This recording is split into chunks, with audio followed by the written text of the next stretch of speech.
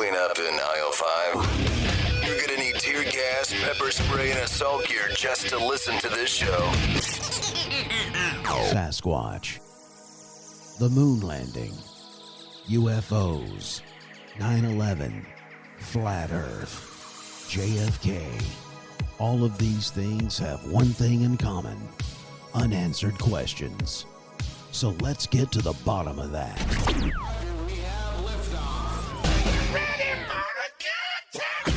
Now here's something completely random. Animals in action, animals in action.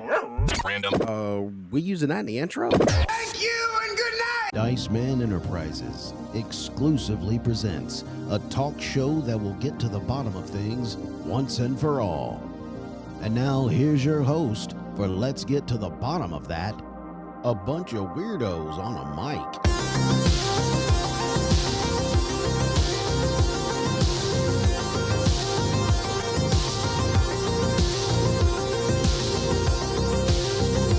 It is that time once again. Welcome into another episode of Let's Get to the Bottom of That. I'm your host, Byron Dice. I am joined in studio with Curtis. It is funny. Joey. Desert Storm, baby. Today we got a great episode for you. We just dropped the King James Version, Is It Accurate? Getting a lot of feedback on that and a lot of traction. A lot of people are enjoying that. And if you haven't listened to it, go back. We dropped it last Monday. King James Version, Is It Accurate? So we decided to ramp it up a bit. We've got a special guest on the show today because I thought it was relevant to have somebody that knows about what we were talking about last week with the King James. Probably We're talking way better about than us. translations, manuscripts, An actual a expert. codex. Why'd they find that in the garbage dump? We don't know. Yeah. But today we have, you know what? I don't even know what we're going to call today's episode. The translator. Should we call it the translator Yeah. or the translation? Like the Equalizer. It'd be like Yeah. Jason Statham playing Yeah. the translator. The translator. Well, that's what we'll call it because we have a real bona fide live translator in the house today. It's Dr. Todd Price. And Dr. Todd and Pamela Price have served with pioneers since 1994 in Croatia, Bosnia, Hungary. I always mess that up. Is it Hungary or Hungary? Hungary, Thank you. So it's Hungary, like Gary's hung. I guess. Sorry about that. And now he's also remotely in the U.S. They have 7 children. Woo. Hello. Be fruitful and multiply. 7 children. They live in Belton, Missouri. Todd is an international Bible translation consultant and serves as the regional consultant coordinator for Europe for the World Bible Translators. As a consultant, he trains Bible translators in Europe and checks drafts, translations, verse by verse in various languages for those who do not yet have a full Bible in their heart language. Their passion is to see the Bible translation in the heart language of all people. That's what we talked about last week, the common tongue of the people, especially among Roma Gypsies, and to see countless lives transformed through God's word. Todd has a bachelor and a master's, and they're in biblical languages. His PhD is in New Testament Greek and Corpus Linguistics. Welcome to the show, Dr. Price.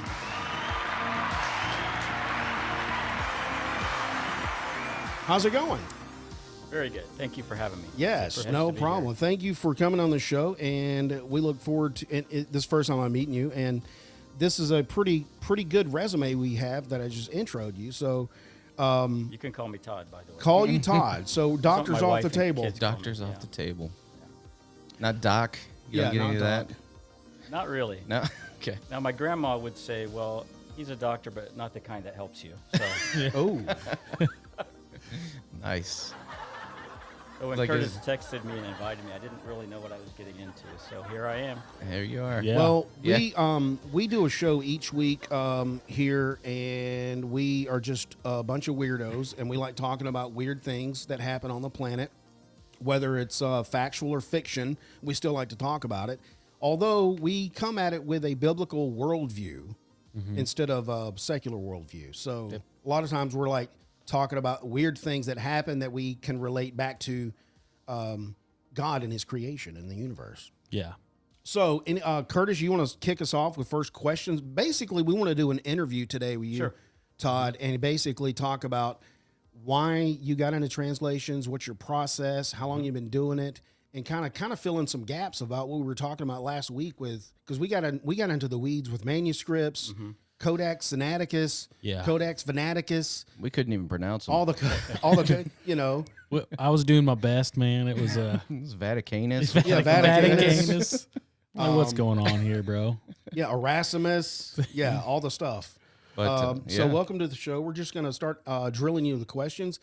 And then if you whatever you want to bring to the table today of what you want to speak about, because we're just talking about translations, feel free to do so. The mic is yours. Thank you. Yeah. So I guess my first question is, can you tell us a little bit? I mean, Byron did a great intro. Can you tell us a little bit about, where you came from, what got you into this? Obviously, there's a backstory there, and Right, we sure. want to hear it. Yeah, well, I grew up in Oklahoma City, for what it's worth, and then I met my wife here in Kansas City at Calvary Bible College. And basically, when I was about 18 years old, I finished high school, and I was interested in doing something in missions. And I thought, well, what can I do? So I found an organization that supported national missionaries because there's a lot of basically a lot of advantage to having nationals who are doing the work rather than expats going overseas. So I was in that for several years, helping to raise money, working in the office and stuff. But my pastor at that time saw some ability in me and started tutoring me in Greek and said, you really should think about learning more and maybe going to Bible school. So long story short, ended up at Calvary and met my wife there, and she also had a heart for missions. We got married between our sophomore and junior years. So we wanted to go into missions, but we didn't really know where. And the reason it wasn't a lightning bolt or a vision that I had, it was basically just a logical deduction that if half the world is still waiting to hear the gospel, what am I doing keeping it to myself? I grew up, as I said, in Oklahoma City, Southern Baptist, and we had a church, as my mom would say, you couldn't swing a dead cat without hitting a church. Oh, it's going to hit something. They're everywhere. Hey, could you pull the mic just a little bit over right in front of you? Sure. Yeah. This. There you go. Yeah. So looking at kind of the situation of where were there needs in the world, we joined a mission called Pioneers, and by their name, you might guess, they want to go where the gospel hasn't already gone. So that's always been our goal. The thing that really struck me, and I didn't realize for a long time, is how few languages have a complete Bible. I mean, we take it for granted. We have hundreds of them in English, etc. But I began to hear about people, even in Europe, which most people think of as basically a modern place that has everything they need as far as Christianity goes. But we found out that there are Roma or Gypsies that don't even have a Bible in their language. So it was like, well, okay, if this is the gifting I had, the training I have, let's see what I can do to help. Okay. So we went over in the mid-90s. That was when the Yugoslav war was going on. The Soviet Union had broken apart, and even though Croatia and Bosnia weren't part of the Soviet Union, they were still kind of in that block of socialist countries. So there was a desire to have independence, so they broke up. The war was going on, and we saw an opportunity to be able to move into an area that had been pretty close to the gospel up until that time. So we went to Bosnia, and we worked with the Muslims there and did a New Testament translation back in 1996, and then various other things that led up to Roma work. Well, that's interesting. You worked with the Muslims there Yes. to translate a Bible. Yes. Oh, wow. That's Well, how'd that go? Did they help? Well, they just did the checking. I'll talk a little later about kind of the process. Those who did the translation were believers, but the final editing was more of a grammatical or syntactical check, and that was done by a Muslim linguist. Okay. So he didn't change any of the meaning. We didn't allow him to do the translation from the original, but it was basically giving guidance on how do we say that now in our grammar. So he didn't change Yahweh to Allah or anything. When you like talk that. Okay. talk about they were helping you out with that. So did they speak the language of the Roma Gypsies? This was when we did Bosnian. Oh, okay. Yes. So in that part of the world, there's Croatian, Serbian, Bosnian, which are all related languages, pretty much like British English, Australian English with some other differences. So we were working with the Bosnians. There were Roma there, and we didn't really work with them much until later, until we moved to Hungary many years later, and then started working with Roma. Yeah, I did. When I saw this on the questions, I was like, and when I went to your website, and I was like, Roma Gypsies. I didn't even know that was a language. Yes. Well, it's 85 languages. 85. Yes. Yes. So it's confusing because the Roma originally come from India. So Rome is simply an old word probably from Sanskrit or from Hindi that means man or person. Oh, so gotcha, Roma is the plural, people. Oh. So about 900 AD, maybe 1000 AD, some of these people from Rome who were Roma left India and they migrated west. They went through Persia, Iran, some went down to Egypt, and then most of them came up into Europe. People didn't know who they were. They called them gypsy because they thought they were from Egyptian. They were darker skinned. Oh. They spoke these weird languages. They came up from another place. So then again, about 1,000 years took place. So during that time, different groups kind of split off from each other according to the type of work they do. Some were bear trainers, some were horse trainers, some worked with wood, some worked with other kinds of weaving, like weaving baskets. So little by little, they separated from themselves into different groups, and then they picked up parts of languages from these other countries as they slowly went through. Okay. So today, they're in every country of Europe, and they're a minority in every single one of them, usually looked down upon, usually very poorly treated, lots and lots of prejudice. But they all have their own languages. And so there are 85 or 90 different ones. Wow, that's crazy. So it's not even. So you got to find which one do you want to translate to. Exactly. Because this group over here may speak completely different. Right. Wow. Well, I noticed that with languages, like my uncle lives in Switzerland, and you could go to a different valley, and like he has a funny story where he talks about how he asked to pass the jam, and the word he used for jam meant earwax, and in that valley, but they were like 5 miles And they got the apart. earwax out and started passing. Oh it? yeah, they took 'em on. if you really want it. Yeah, so it's weird how, and even like in the United States, we have like Spanish, English, and then we have Tex-Mex. Tex-Mex, Right. and so it's kind of a. That's Jason's Languages are cool. language. Yes. That's right. That's cool. Okay, you said bear trainers too. Like I was like, hold on, now I could just go on a rabbit hole on different little things that you said already. So their names are very interesting. Like the Ursari, that's a name of a group and a language. Well, that comes from Latin for bear because they were bear trainers. okay, And then some others are, let me think of some. What are they training bears for? I know that's. For the circus. Oh, okay. So you could make money by having people come to your circus or your fair and have the bear do tricks. I don't know why I didn't realize, being Westerner, that there are circuses going on over there in Europe. I think I need to change professions. I want to be a bear trainer. You want to be a bear trainer? You look like a bear trainer. Plumbing.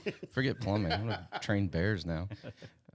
Okay, cool. So you got into it through Calvary Bible College. I think one of my questions for you is, do you have to know the language? That we translate into? Yeah, that you translate into. Yes and no. Okay. Let me tell you the process. It might help because that's one of the first questions people ask me. What do you do? Okay. Well, first, if you don't mind me kind of rambling for a bit Go here. for it. Ram, that's where This is your show, man. Okay. So like you said, Byron, there are 85 languages. Where do you start? Most of them don't have a Bible, so we're like, okay, we can't do everything. Let's figure out what we can do. So because we had lived in former Yugoslavia, Bosnia, Hungary, not Hungary, but Bosnia and Croatia with some work in Serbia as well, we knew the Serbo-Croatian language. So we thought, well, the Roma that we know also speak Serbian or Croatian. So there's an immediate bridge. We can work with them, even though I don't know the Roma languages. So we decided, well, let's pick about 5 of those languages that are spoken in the areas where we know people. And we'd been there long enough. We'd done church planning. We'd started a Bible school. I taught in some Bible schools. So we knew some people and had colleagues that had a number of Roma believers that they knew. So we just did some research and found out which languages are viable. Not every language that exists needs a Bible. If the people are dying out or if they use another language just as fluently, translating the Bible is a big project. It usually takes, it used to take as much as 30, 40 years, and now it's much faster. I'll get into that. But still, in hundreds of thousands of dollars. So you want to be wise in what you take on. So we decided, well, let's take 5 of these, And they're ones where we know where these people are. We know which villages they are. So we did the research and figured them out, and then started meeting with translators. But these are normal people like that maybe have a high school education, maybe a college, but many of them only have an elementary education. An average Roma is probably only going to have finished maybe 6th grade or 7th grade. So it's like, okay, how are we going to translate the Bible for someone who speaks a Roma dialect at home? That's their heart language. They also speak Serbian or Croatian. That's what's called the LWC, the language of wider communication. That's what they speak with all the non-Roma. Mm-hmm. They may not speak English. So how do we do this? Well, first you put together some training. We start, the Bible can be very complicated to translate. Romans, Romans, Hebrews. So you don't start there. What you do, and here's why I brought my little props, is you start with Bible stories. I don't know if this is going to show up or not, but just lift it up over your. Okay. I can throw it over here. Sure. So basically, there were 50 stories from creation to the return of Christ that kind of give you the big picture. Mm-hmm. So first we simplified that and made it language that would be fairly easy for most people to understand. And we put that into Croatian or Serbian. So then the translators would practice with that. We'd sit with them. We had software that they could use, and we would sit next to them, and as they would type it in, they could ask us questions, and we could clarify. Let me move on from there. So then, obviously, we want to do Scripture, so we picked the Gospel of Luke to start with.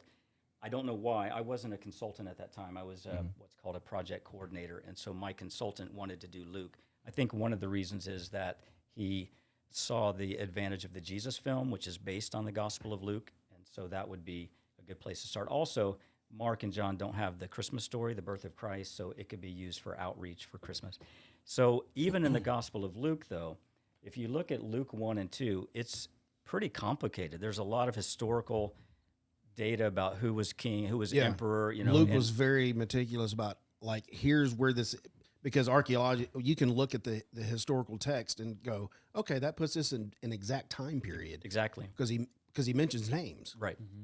And there's a lot of poetry. If you think about what Mary said, what Zechariah said, poetry is very hard to translate. So we actually start with Luke 4:1. Mm-hmm. Jesus was led into the wilderness by Satan. It's much easier. It's narrative. It's a story.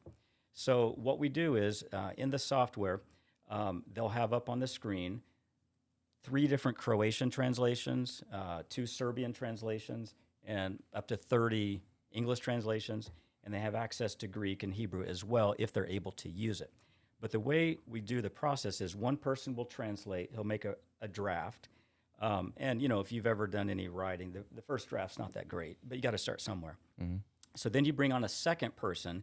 Both of these two are mother tongue speakers. In other words, they grew up speaking this as their language. So it's their heart language. It's the one that they have a saying, they make love in, they fight in. It's really where their emotions are at. So then that second person looks at the draft, and he or she is comparing it usually to Croatian or Serbian, because that's what they have. And then we bring on a third member of the team called an exegete. An exegete is not one of those Roma. He might be someone from another language who's already done a translation and has experience, or maybe someone who's had theological training or linguistic training. So that person comes along, and they go verse by verse, and there they go back to Greek and Hebrew and look at it more closely. And then the fourth step is what we call field testing or community checking. That is, they'll take what's been drafted and looked at, and it's already at about the 3rd or 4th stage, and they'll try it out in a home Bible study, or they'll try it out with people and get feedback. And if people don't understand a word, or if they say, we don't say it that way, or what did you mean by this, then that goes back to the team. And the team can decide, yes, we like this correction, or no, we disagree for various reasons. And then they will make a back translation. This is answering your question, Curtis. Okay. Since I don't speak all these Roma languages, there, like I said, actually 7 that we're working in right now. Mm-hmm. They will make a very wooden, literal translation, word for word, into English and Croatian. It depends. Some of them do it in Croatian, some in English. Mm-hmm. And then I can look at that, and I can compare every word with Greek or Hebrew and an English super literal translation or Serbian and Croatian. The reason for that, it's not to produce a good Croatian translation. It'd be very hard to read and wouldn't make sense. It's to drill down and say, okay, through a back translation, someone like myself, who's not a native speaker of these languages, can see the structure. So you're looking through it back to the original. So then my job as a consultant is to come along and ask all kinds of questions. If, for example, if they left something out, then obviously I need to point that out. You missed this phrase.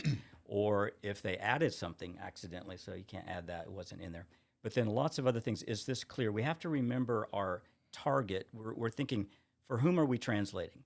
This is not for the ivory tower. This is not for, a university. This is for, and we actually give them names. This is little Jamila. She's 12 years old. She lives in a Roma village, hasn't been to an evangelical church, never read the Bible. She's seen TV shows of it. Is this going to make sense to her? Right. And if it doesn't, if Jamila won't understand it, then we have failed. We have not met our goal. Wow. So I ask questions like, is she going to understand that? Or could this be said in a different way? Or does this metaphor work across languages? I mean, there are lots. I can give you like idioms hundreds and idioms. Yeah. that kind of stuff. Or sometimes it's little things like spelling. Okay, you spelled it one way in this verse, but over here you spelled it differently. Because there is no rule. I mean, think about it. These people have been speaking this language for hundreds of years, but they didn't need to write it down. So punctuation, there aren't necessarily rules. Do they write it today? They do now. Okay. Yeah. Okay. Basically, with the advent of mobile phones, and the internet, Facebook stuff, they started texting. So then you're like, well, how do I text something I've never written? Well, you use. How do you even start? You don't even have an alphabet, or So what you do, for the most part, is you use the alphabet of another language, like Serbian or Croatian. Yeah. So in these languages, 7. Let me focus on 5 that I actually know. 6 that I know about. The 7th is new to me. But basically, they would use the same Latin alphabet that we would have with Croatian characters that we don't have. 2 of those languages are based on Romanian, so they have even another sound that Croatian and Serbian don't have. So we had to borrow a letter. So that's crazy. there are times when they're stopping and they're sounding it out. Do we say it this, or how would we spell it? Do we spell it with a Y or without a Y? There are different accents and different ways of doing it. So, so some of the things I look for are simply punctuation and consistency. Should that really be a comma, or is that a semicolon, or is this a run-on sentence, or maybe like you get to Ephesians 1 verses 3 to 14 in Greek, that's one sentence. Well, most people don't use sentences like that, so we break it up to make it easier. We can't just break it ad hoc. You need to have some logic in how you're breaking it. Yeah. Even the That headings, makes sense. the headings aren't inspired, but the headings can be helpful because, again, most people don't know what this is about. So sometimes you can give them a little information in the heading so that they get an idea of what's the next section that they're going to be reading. And we also have to remember that most of these Roma will be listening to this. That's a huge point. Many of them can read, but there are 2 problems. One, they haven't read in their language just because there's been no need to. Any reading would be done in Croatian or Serbian in school or out in the community or whatever, but they haven't needed to read it in their language, so that's difficult. But the other thing is they're not a reading culture. You go to their homes. I've been in dozens of homes. You never see books, ever. So unless it's maybe their kids having a textbook. So it's something new to them. Yeah, they're just not a reading culture. So even as we translate, we think, how is this going to sound? In other words, how are they going to gather this? One thing is you can't really use footnotes. I love footnotes. I love study Bibles. And if it was up to me, I would have a study Bible for every language. It's not practical because you don't read the notes for audio. Yeah. So there are things where even for the flow, what's called discourse, how the whole argument goes, but also if there's a word that maybe sounds really close to a bad word, okay, let's not use that one because it's going to be audio. So most people, even though we do print and we will print and we encourage them to learn to read, we realize most people will probably get a verse on Facebook or on YouTube or something with a little music, and that's how we'll have them hear it. So we have to always be thinking when we translate, how's this going to come out in an audio version? This is Luke? That's the Gospel in of Roma? Luke. Yes, that's one of the Roma languages. Oh, wow. Yeah. Pretty cool. So it sounds. Sorry, go ahead. Sounds to me like part pass that around. of what your job That's is interesting. doing is also bringing culture into a place like written culture, and I think most of the big cultures in the world have had a written language and have had, plays and things and literature, Right. is how their culture carries on. Yes. And you guys are informing that in that culture that doesn't have this, except for just like a verbal kind of language. That's Right. pretty cool. And is it welcoming? Is it like, do they like, oh, I've never seen that before. That's interesting. Yes. Writing this down? What? Yes. I was in a home in a village in Croatia, and actually there were 3 generations there, which is quite normal. You had the man there and his dad, so the grandpa and his daughter, so 3 generations there. So I wanted to test out some of the stuff we translated. So I went to their house and I started reading it in Ludari, and even with my bad accent and all this, the guy's head just popped up. He said, "Whoa, I have never heard a foreigner speak my language, much less the Bible." So they're like, "Well, we can't read that." I said, "Well, come here." And so the girl, she's like 11, said, "Look at this and watch me." And I'm just sounding it out because it's all phonetic. That's the nice thing about Croatian and Serbian. It's all phonetic. It's not, they don't have a class for spelling. That doesn't exist. Right, it's not like Chinese characters where you have to just know what that No. means. Yeah. It's not like English where we have all these crazy rules. I felt like I didn't have a class for spelling. So within 10 minutes, it was so encouraging because I'm reading it out loud and she's behind me whispering and I can hear her. I say, "Yeah, keep going, keep going." So in 10 minutes, she takes over the reading and she can Man, read the that story. is so cool. That's cool. She's like, that they didn't know how that looked on paper, right. what you were speaking, and then all of a sudden she saw it and it Yeah. was clicking. Yeah. That's That is amazing. wow. Yeah. So normally, I've seen this again and again. You'll hand them something printed and say, "This is your language," and they say, "No, you can't. I can't read my language." I said, "Well, give it a try." And almost always, not always, but usually within 15 minutes they can read it because it's all phonetic and That's it's so all cool. it's their language. Yeah. It's just like if you'd never seen English written, Yeah. but somehow you knew the letters or could learn them. It all comes together because it is their language. You guys are really opening up a linguistic art form for them, but grounded in the Bible, Right. which I think is a beautiful foundation to have Right. in a country that is just a mash of. I didn't even know what you were talking about with them coming from India, Yeah. and then coming out. It was like, man, that whole area over there is so interesting about how all the people groups mix. Yes. And we think about Russians and Chinese and Indians as being this This huge isolated thing, grouping yeah. of people, but no, It's really not. so Right. transporting themselves all across the place. So And it does a couple of things. It gives honor to them as a people that, hey, Yeah. we care about you. God speaks your language. yeah, And that's what we want to communicate. God is not a Oh, wow. Croat. That's God's not a good. Serb. God's not an American. God is God of the Roma, and he can speak your language just like you do. And then when you codify it, in other words, print it, that gives some, like you said, stability or longevity to it. It's like, oh, okay, there's something about having a bound Bible that looks nice, that's well done. You can say, this is the Bible in my language. It kind of gives some validity to that language.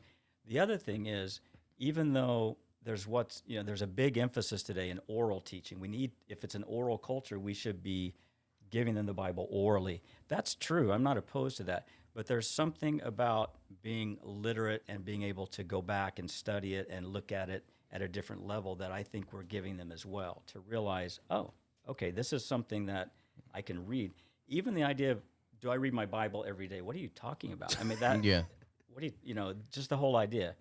So teaching simple things like, okay, take 15 minutes and don't just flip over to whatever thing. This actually has a sequence to it. These books are there for a purpose and in an order for a purpose.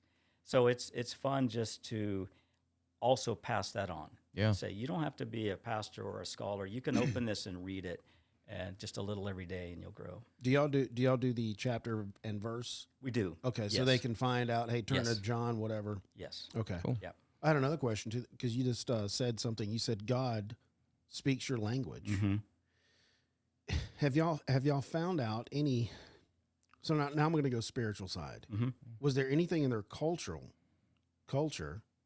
that led them to believe that there was a higher power that did speak to them spiritually? You know what I'm saying? Already, Mm-hmm. without a written word, was that already in there, or you know what I'm Yes, saying? You know, I do. You know? I Okay. do. Most of them would definitely be, theists, that there is a God. And the interesting thing about the Roma is they came originally from India, so there's a lot of Hinduism in their background. But it's been 1,000 years, and so it's not like they're practicing Hindus. So It's just something that was passed down that they were taught. right. So Okay. they have certain customs or things they do that you could probably say, well, that comes from Hinduism, but they normally take on the religion of whatever country they're living in. So if they live in Croatia, they're Catholic. If they live in Serbia, they're Eastern Orthodox. Wow. If they live in Bosnia or Albania, they're Muslim.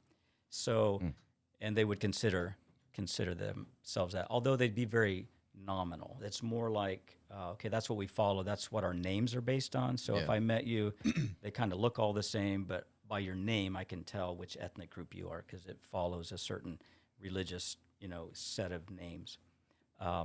So yeah, they're very much aware of it and are generally pretty open about that. It's not like America where you have to, how am I going to get God in this conversation? You can almost, they're very blunt. You're fat, you're ugly, your feet stink, and I think your God is. Like this show.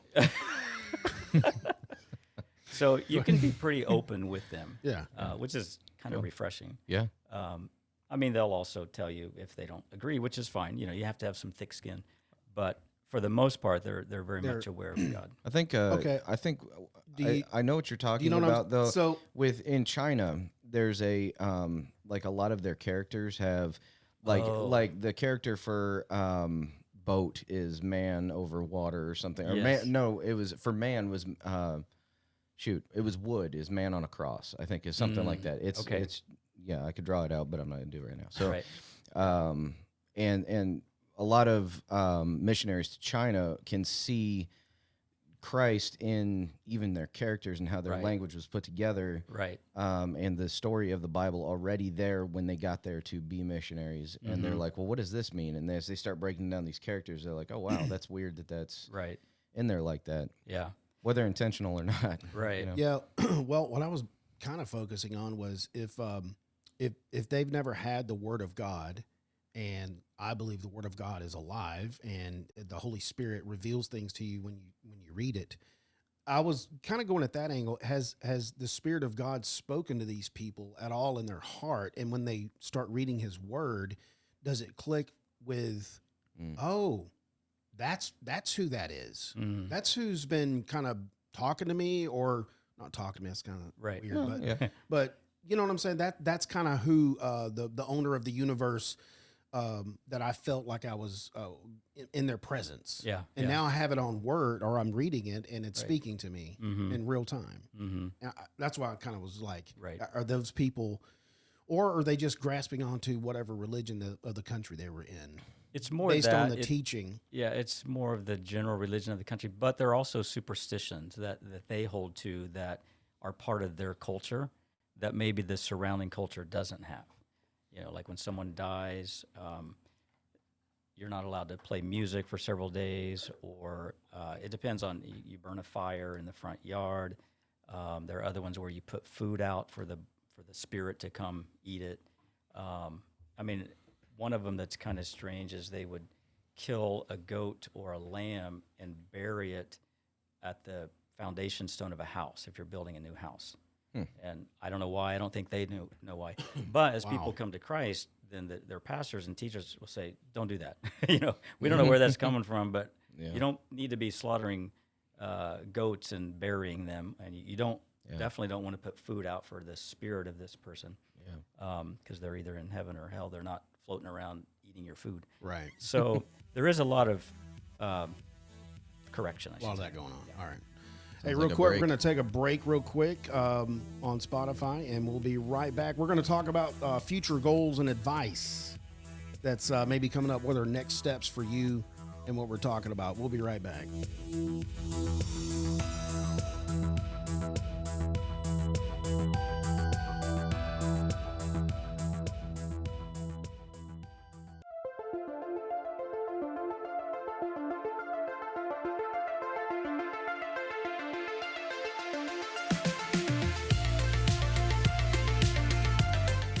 Welcome back. Thanks for hanging in with the break. Just to let you know, Spotify people, when we go to break, if you're a premium member, you just hear us leave with the music and come right back. You don't hear the advertisement. If you're not a Spotify member, I know that's confusing, but because it's really not a break.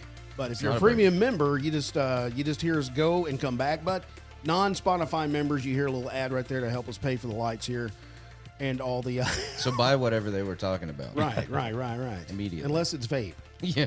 Oh, why not Okay. vape? You don't like vapes? All right. No, I don't like pineapple. Well, I think there's other flavors.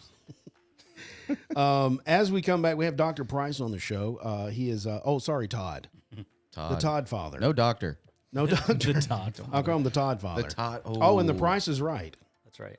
Okay, so Okay. I'm probably sure you've never heard that before, but Curtis, go ahead and let's ask some questions about future goals that are coming up with Todd and what's going to happen. What are some next steps? So what are your future goals and your next steps? Nice save, Chris. Thanks. No, yeah, this has been eye-opening for me. And one of the questions I did want to ask you was like, what are some of the challenges with the Croatian languages? Like just a couple of words that, or maybe a story surrounding Yeah. like, hey, this word was really hard to translate and they didn't get it, that kind of thing. Probably my favorite is when we were in a small Roma village a couple years ago. I think I mentioned that we do field testing, which means you go to people's homes and you try out the language. Well, Yeah. we were in the Gospel of Luke, and the word we were using in this verse is hypocrite. Well, if you think about it, hypocrite, that's not even a translation. That's simply a transliteration, hypokritos, from Greek. Actors. So we know what it means in our language. So we had used a term that we assume people would understand. They have a word for hypocrite.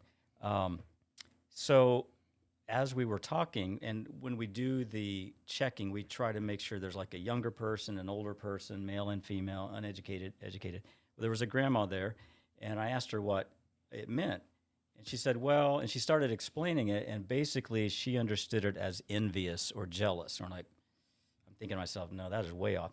Because she speaks Serbian, but that's not her first language. So in conversation, she might use the word hypocrite, but when you're studying the Bible, you want to not just use the word, you want to know what it means. So I said, what does that mean? And she was explaining it. I said, no, it's not really that. I said, what word would you use for someone who says one thing, they say they're going to do this, but they do the exact opposite?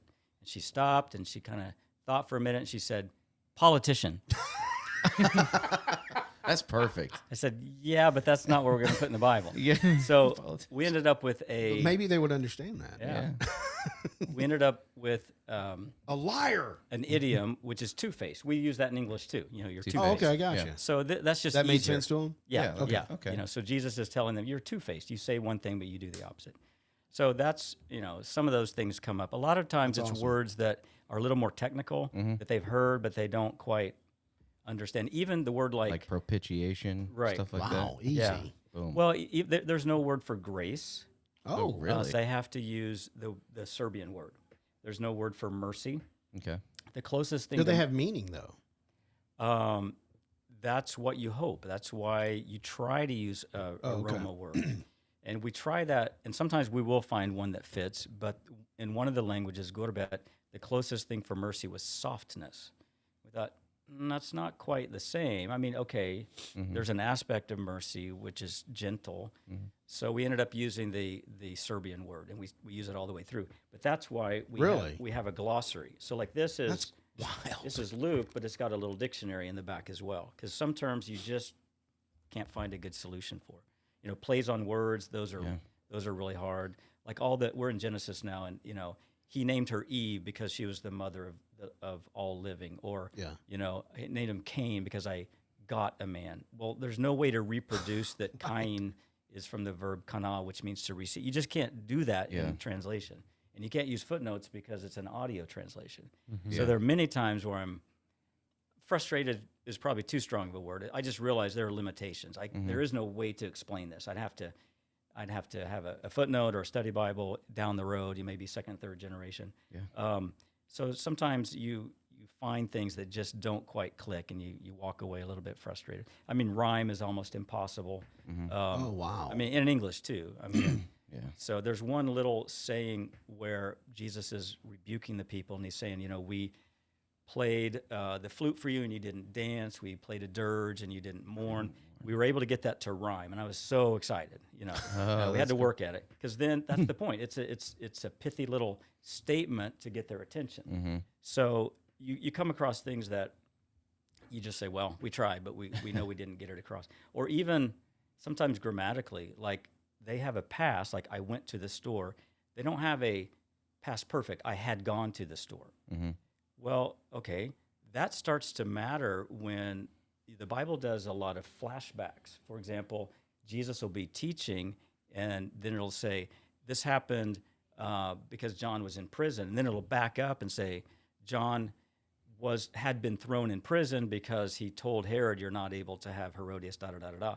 Yeah. There's no way to do that. You have to work around it and say things like, he had already done this. Okay. So there are things just even grammatically where you're like, oh, I can't explain that. So I got to figure Yeah, out. wow, that's crazy. Yeah. I never thought about that. I think some I of the kinda stuff you're talking take about. this stuff for granted about how I can read the Bible. Well, even in English, we have the issues of dealing with the Hebrew culture and the Greek culture, Yes. and the Aramaic language and things like that, and coming, but we've had hundreds of years to adapt it and understand it, and every Sunday somebody preaching on it. So if these people are coming into it, so it's almost like you have to do an intense paraphrase. And then I love the fact that you guys are making like a word for word to keep that authenticity of the Bible too. Right. So I guess my next question would be, what stage is it's the Roma Bible? Well, there are, again, 85 different languages. Right. We're choosing 7 of them. Okay. Yes. So 7 different, what stages are they in? 3 of them in have, completion? we just finished the New Testament. Okay. 2 of them have the Gospel of Luke, and that's it. This is what they have. Okay. 1 of them has the Gospel of Mark, and then 1 of them, it's very, very beginning. Wow. They haven't So this is produced like anything. ground level. Groundbreaking. Right. Wow. Now, we That too. don't wait till we get the whole thing done to publish it. As soon as each book is approved, it goes into an app, it goes online. Sometimes they're able to make audio, recordings as well. It just kind of depends. And then when we get the whole New Testament, then we'll print, and then again for the whole Bible. Cool. So to answer your question of goals, well, we finished the New Testament in those 3 languages, so we're Old Testament now.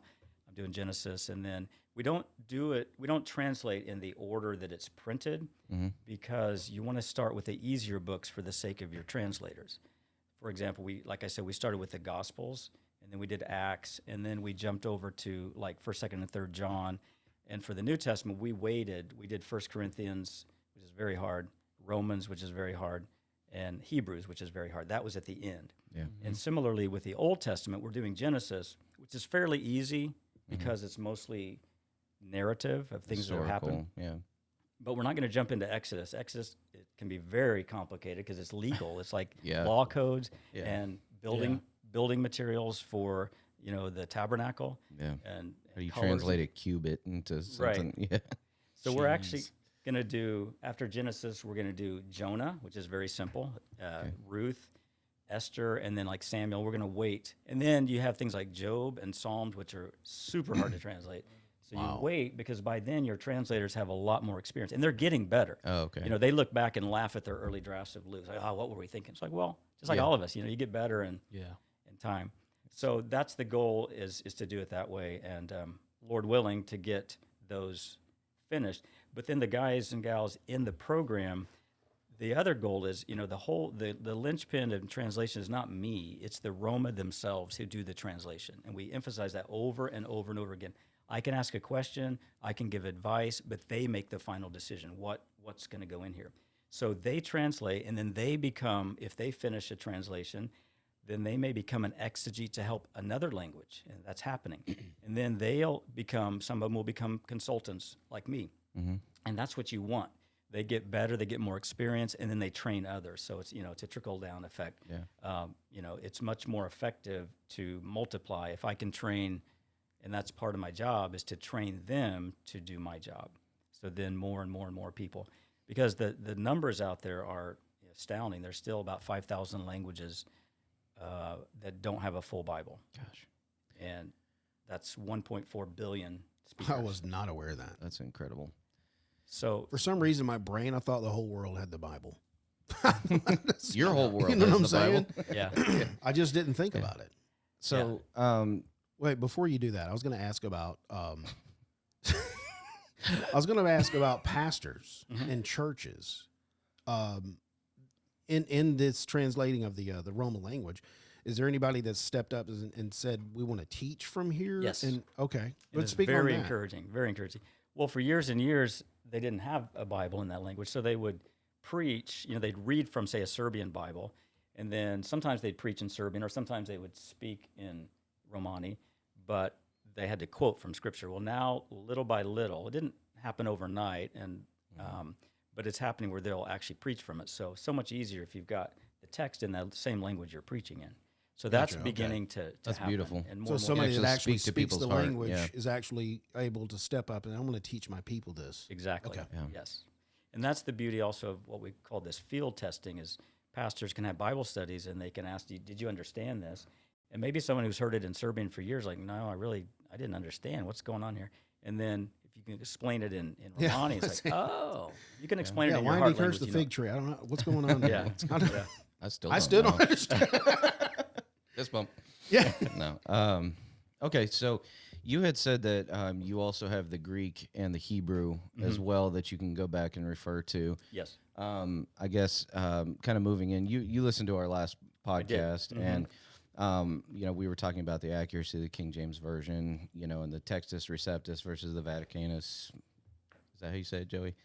Codex Sinaiticus. Codex Sinaiticus. Yeah, sure. There's a lot of Yeah, there's manuscripts. But how much exposure have you had to like the ancient texts and like it, as well as like is your Greek and Hebrew Bibles? What are they based on? What versions of that are they? Right. I mean, each project can decide what they want to base it on, but almost all of us use the Nestle Allen 28. So in the software, which is, What's that? oh, sorry, Yeah. that's the 28th edition. That's right here. Well, I knew, but for Byron's help, For the layperson. So For Jason. So it's what we call eclectic. In Okay. other words, it's not following necessarily any one family. The science of textual criticism is quite complicated. There are lots and lots of issues to be considered. So most translators use the Greek New Testament done by the United Bible Societies, which is now in the 5th edition. Okay. It's also called That's the right. Nestle Allen 28th. Okay. But we can, for example, I mean, you can toggle to other ones. You can't see the program I'm using, but Yeah. if you want to use the Byzantine, you can.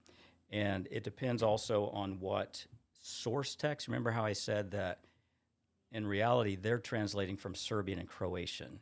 Right. And then we check it against the original. Well, it depends also on what those Serbian or Croatian ones were based on. Okay. But I mean, there are a number of printed translations. There's as far as Greek New Testaments, there's the Nestle Allen 28, which is the same with a caveat with United Bible Societies 5. But there's also one called the Statistical Restoration New Testament.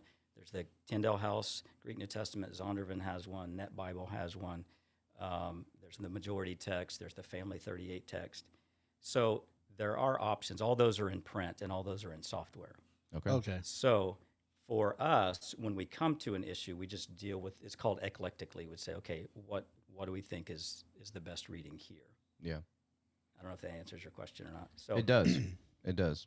I mean, because it's not so black and white as it's really not. when you're researching it, you're like, okay, this is what we had, and now you even mentioned 5 or 6 things that I didn't even know existed. Yeah. So it was like there's scholars doing their work, Right. making sure that the original thoughts were followed, Right. and we can disagree and stuff on that, and that's Yeah. why there's different, where maybe new stuff comes to light, right? Yes. Okay. And then the Old Testament, a similar thing. I mean, we follow what's called the Masoretic text, but we also are aware there are times, okay, the Samaritan Pentateuch may have a different reading, or the Septuagint, or the Syriac, or the Latin. So you compare those as well. Okay. And then also with the New Testament, what about church fathers? Many of them have writings older than manuscripts. What did they say? That's tricky because they're quoting, so you can't, like if you quote, you kind of sometimes will Miss a paraphrase word, or miss Right. yeah. He wrote it, not John. Yeah. Right. Right. Or what did the early translations that were done, like Latin, not just Latin really, that's not a good one, but Coptic, or some of these that were done even before some of the manuscripts. That's tricky because you're kind of back translating. You're looking at the Coptic and saying, well, I assume they had this Greek text. Yeah. Right. So that's why it's a whole science. That's why it's a whole. There's some excellent websites on it that you can drill down and compare the manuscripts.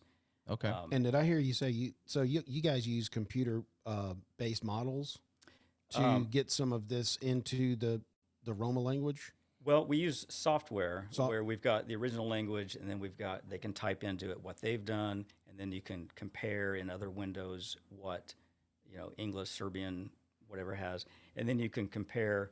Like, again, I know this isn't going to show up, but Oh wow! so when I do I just dropped my shoe. my work, so to speak, this is kind of what I'm looking at. I'm looking at here's Genesis 1. So we've got Hebrew. This is where I've made a very literal English translation, so I make sure I understand it. Here's Croatian and Serbian. These are 4. We haven't gotten to Genesis yet. These are 4 different Roma languages.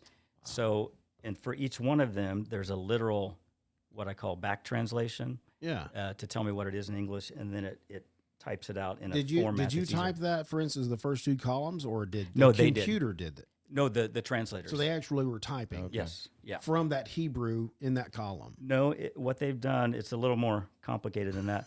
Sure.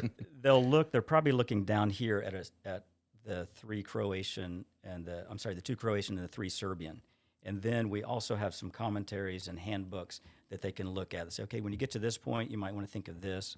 So there's a lot of resources that they have. Oh wow.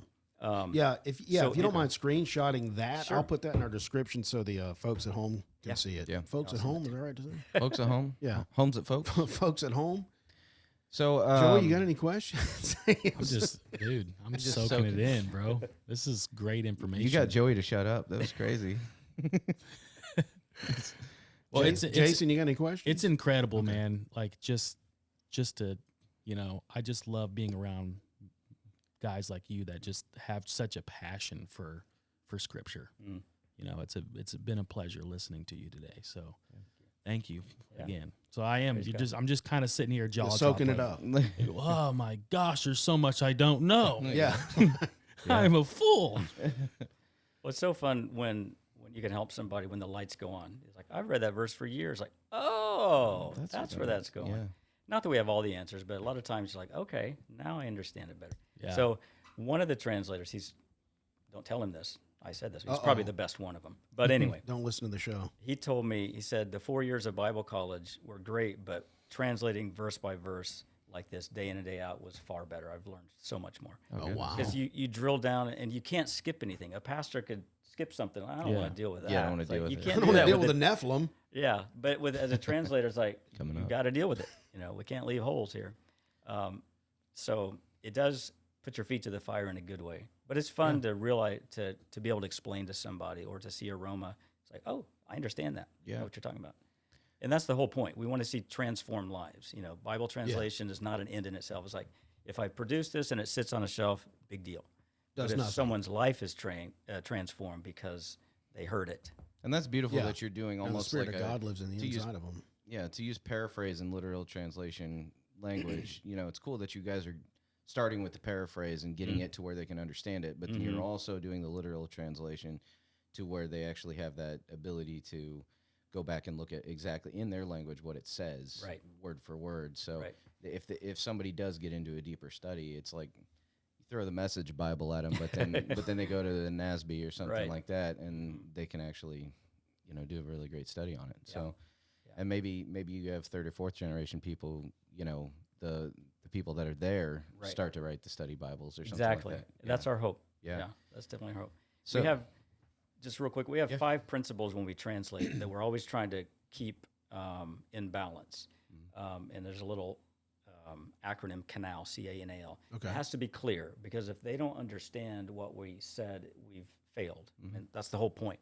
But it has to be accurate. You can't play fast and loose with the Bible. You can't add things, take things away, make things up. It needs to be natural, though. Have you ever read instructions like you buy a product and they were Google translated from Chinese, and you're like, It's called it English. Right. English, yeah, you understand what it is, but you don't enjoy reading it. Well, you want the Bible to be enjoyable in reading. You want it to be natural. There's also acceptable. And what do I mean by that? Well, certain terms, the Bible, if it was a movie, probably would be R-rated because of sex and violence and everything. Some things you probably don't want for reading. We use euphemisms for a reason, but you have to find a balance in there. So is it acceptable? Acceptable. But literary, you wanted a psalm to sound like a psalm. You don't want it to sound like a story, but you want a story to sound like a story. So all these 5 factors, you're as a translator, you're always bouncing around. We're trying to hit all of them, but sometimes they don't all agree. Sometimes you can't be natural and clear at the same time, so you have to sacrifice one of them. Wow, that's cool. Canal. Yeah. Okay. So how did you listen to our last week's podcast? How did you feel about our position on that? I mean, how do you feel about the King James Version? Our breakdown. Yeah. small, you don't have to give the whole thing. Right. But, Well, I think it's much more complicated than maybe it's sometimes made out to be. I think there's a lot of issues. For me, the bigger issue is not so much the textual part. That matters. I'm not saying it doesn't matter. But for me as a translator, the bigger thing is I don't understand the King James. So I don't use it because that's not the language I speak. And I wouldn't, we do daily Bible reading with our kids. Well, if I read it to them, they wouldn't understand it. Yeah. So the bigger issue, and I've been asked, do you translate from the King James? And I kind of want to roll my eyes, to be honest. But my point That's is, hilarious. well, if I barely understand it, how is a Roma, who this is their 4th language? Oh, wow. I mean, they speak the Roma language, maybe usually 2 Roma languages they speak. Then they're going to speak the language of wider communication, And they've Serbian. never written it down. And then there's English. Yeah. They So never to me, written the it down. issue is, in 1611 and 1789, it was fantastic. That's great. And I like what you did with the history because that's the thing. You don't reinvent the wheel. Every translation that's out there, to some degree, whether they admit it or not, are relying on an earlier translation. That's just smart. As a guide. It'd be like, I can't think of a great illustration, but, if you're a plumber, you don't build a new toilet. You fix what's broken. You don't necessarily do sheet metal work to make a whole new HVAC if all you need to do is fix, the heater. A heater, yeah. Right. Yeah. So the King that's James, why a lot of it said 80% of the King James was based on the Tyndale. right? So I mean, they were translating, but they were kind of using that as a guide. What did they say? Yeah. Yeah. So it's for me doesn't really enter the picture that much because I don't understand it, and my translators won't understand it. So I can't really use it as a resource. Okay. But it does inform, and I will say this: we're working in 7 languages. One of the languages, well, let me back up for just a second. There is a translation in Serbian. It's called the Karadzic-Donatić, which was made in the 1800s, which is very close to the King James. And so there is a lot of, just like in English, it has a lot of respect. So one of my translators is an older gentleman, and he said, well, let's try to be closer to that for 2 reasons. One is people are familiar with it, and anytime you come out with a new translation, you know you're under the microscope. Right. Everybody's going to know what you did wrong. So he said there is an advantage in not making it different just to be different.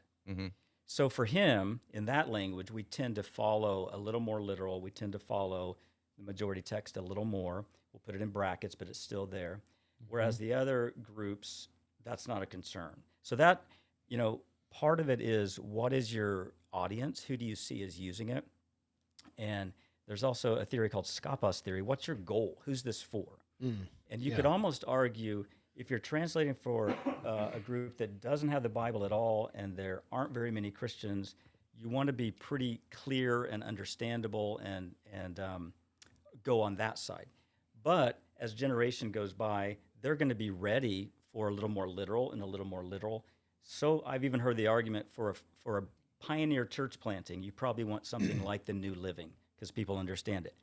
But then, maybe the 2nd, 3rd generation, you're going to be more like NIV or maybe CSB or ESV, and then maybe NASB 4th or 5th generation or pastors. So you could argue there's a need along that spectrum. We emphasize more like NLT because of the people we're translating for. Okay. In a best case scenario, they'll come along in a few generations and fix it, make it better, and there'll be several for options their language. need. Yeah. Well, and you're giving them the written language essentially. Yeah. And then they can take it and shape it Right. as the Spirit molds them. So that's pretty cool. Yeah. That's beautiful. That's beautiful work. Oh, what? Sorry, Go go ahead. ahead. No, I had a follow up. If you got a question, I can wait. I'm kind of changing topics. Well, I was going to ask about being born again. just blank, just blank face. No. What do you mean? Well, because so in my mind, I'm thinking all this, right? So I'm thinking in my Western world, preaching the gospel, Yeehaw. Kind of Western. Repent of your sins and trust in Jesus alone. That's what I'm thinking about. Oh. So is it all about getting this Bible into the hands of the Roma that hasn't heard this written language before? And do we still preach the gospel and get them born again? Absolutely. How does that work? I mean, does that come before or after? Hey, read this Bible, and then hopefully something will come on you, and then you'll have a question about it. And then do they even know what that means? You need to repent of your sins, follow have you ever lied before? Have you ever murdered before? Have you ever looked at a woman with lust? You're guilty as everybody on the planet. You need a savior because you're garbage. You go in, you tell him, you're garbage. Well, I'm just read this book. That's the way my mind works.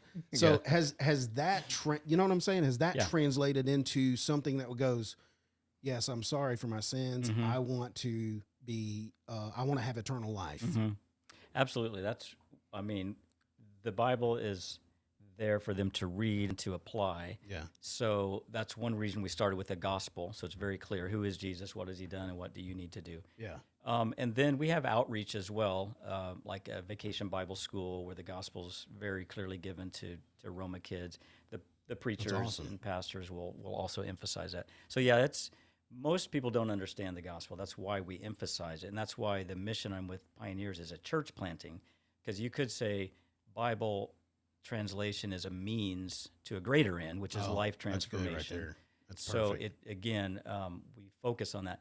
But Jesus also said, "Teach them to observe everything I've commanded you." So we don't want teach just the commandments. An inch deep and a mile wide. We want people to grow.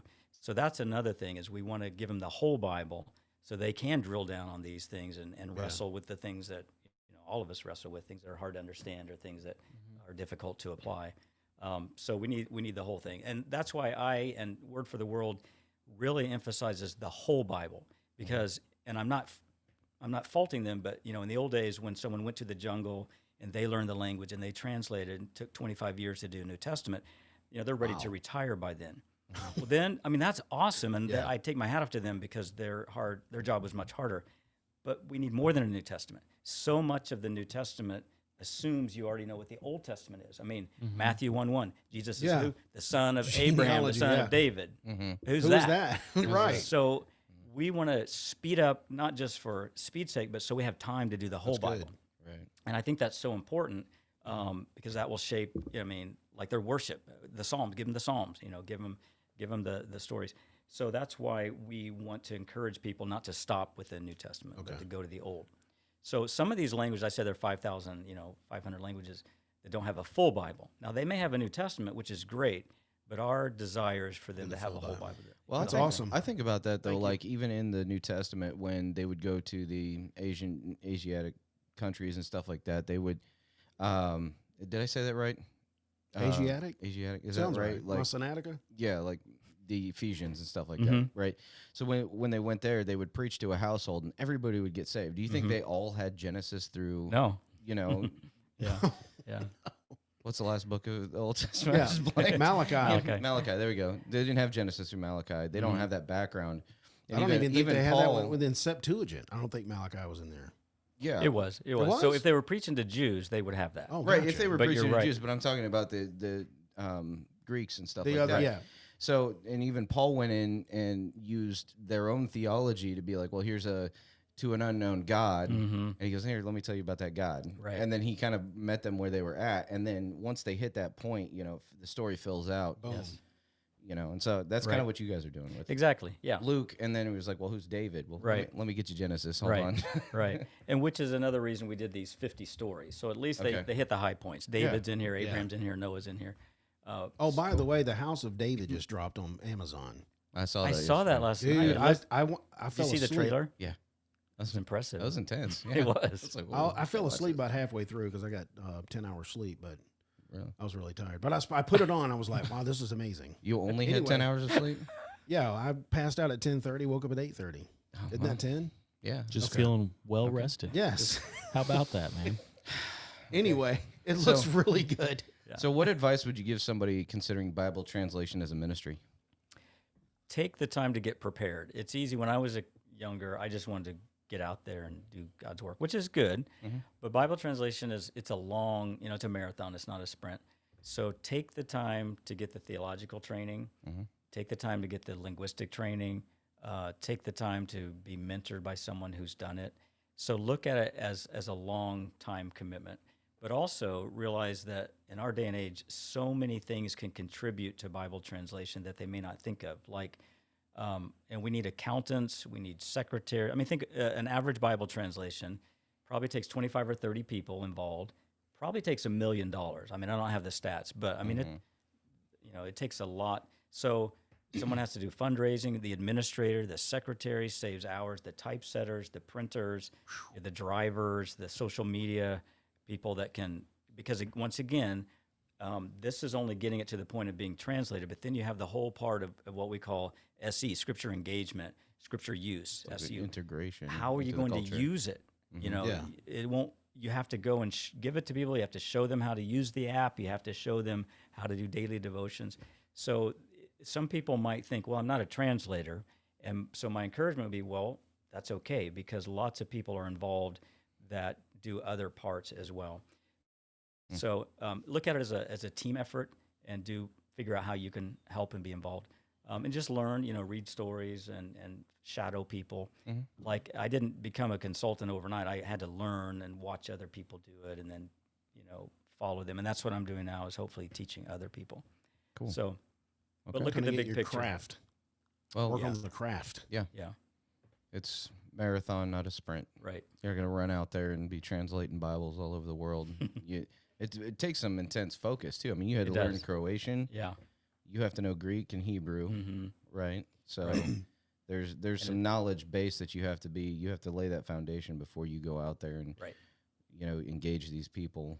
And then, but that's, once you have that knowledge, you're able to engage a culture that doesn't even have a written language. That's crazy. I love it. And you said you're working remote now. When's the Yes. last time you went to one of these places that you used to be on the ground? Right. We go to Croatia once a year to do a vacation Bible school okay. to work with Roma So you're kids. still active. Yes, yearly, and okay. then as needed, I go. Like I'm heading to Albania for a conference and workshops, and I'm going to Nigeria. I'm sorry, Nairobi. Okay. It's quite a bit different, and then probably to Thailand. So it just depends on where the training is needed, where the people are. And that's your But- team. That's your team, like the Or is company. that just you? It's kind of our organization Okay. that is doing it. And what's that called? The word- Pioneers? Yeah, it's a little complicated. Pioneers is the organization we're supported through and sent out from in the States. Okay. But the Word for the World Bible Translators, that's the international organization with Okay. translators all over the world that emphasizes the nationals as being the translators. Okay. So when we have conferences, and I go to that with them. Okay. So how can others, our listeners, and us support or pray for you and your work Yeah, tell people where to find you. to the Roma Yeah. people? ToddLPrice.com. So my website is just my name, Todd, and then L for Logan. My middle name, Price.com. So we've got all kinds of pictures. We have stories. We have some videos. We have prayer requests. One of the things that really means a lot to us is just daily people praying for us every day. And I know how hard it is to pray for someone daily because you forget what to pray for. So we just put out a prayer request, a little one sentence every day. So from my website, you can just click subscribe and that'll come to you. ToddLPrice.com. Cool. Yeah, we greatly appreciate your prayers. Yeah. And I guess from there you can jump on all the socials and follow you on social media as Yes. well. Yes, that's right. Cool. And then anybody want to donate to this, they can do that there on the website Yes. as well. Okay. Awesome. Good deal. Well, we appreciate you coming on the show. This Definitely. has Thanks been for having very me. enlightening. Oh, Yeah. good. My I think it's a privilege. very good follow-up on our King James version episode last week. I feel like we clicked the drop down box. Like we hit I this think we did. much, and then we click the drop down Yeah. box, and there's this much left. Yeah, There's so much more. there is really. We're in second gen right now. That's where it right. is. Second and third. There you go. All right. Well, I appreciate you, Dr. Todd Price. so much for having me. Make sure you visit our website, bottomofthat.com. You can check out our blog for all our social and all of our show notes and our resource material from there. You can also find us on our social media platforms. Oh, you got it? Oh, yeah. I am wearing a Boston Scally today. Forgot about that. I purchased it myself because nobody sent me this hat. But if you'd This like is to the send, different hat, yeah. If you'd like me to send me a hat, it's P.O. Box 68, Peculiar, Missouri 64078. I will shout you out. So write a little note in there because I've gotten 2 hats, and I had to look you guys up online who sent the hat. So write a little note, your little handle, what you want me to say to you. Maybe I'll say it, maybe I won't. But thank you for those who sent me the hat, and stay tuned. I think next week I'll be wearing one that somebody sent me. Yeah, good deal. Appreciate the fans out there for sending all the hats. If you're listening on YouTube, Rumble, and BitChute, you like this episode, do me a favor, share, subscribe, and leave a comment. That way this kind of material or this content will get served up to other people that like this kind of content. If you are on any other podcasting platform, do me a favor, turn on the notification and also click the follow button so you never miss when we publish an episode. If you did not like this episode, I thank you for listening this long. And tune in next week where you might hear Joey say, I love my mama. I love your mom too.